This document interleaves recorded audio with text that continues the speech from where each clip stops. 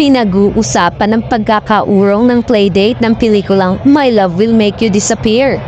Ayon sa bagong update ng Star Cinema, sa March na ito ipapalabas instead na sa April. May mga netizen namang inintriga sina Kim Cho at Catherine Bernardo dahil umano sa priority ng ABS-CBN Star Cinema. Ayon sa mga pa-savage at ilang ka-fans, mas paborito raw ng nabanggit na production si kapamilya actress Catherine kaysa kay Kim.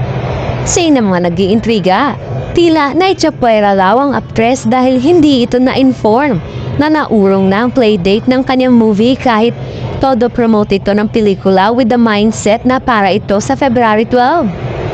Pagtatanggol naman ng ilan, hindi raw naman napapabayaan ng Star Cinema ang Chinita Princess. Hirit pa ng iba. Alaga rin daw ng Star Magic Head na si Laurenti Joggy si Queen kaya dito nawawala ng project at hindi maaapi.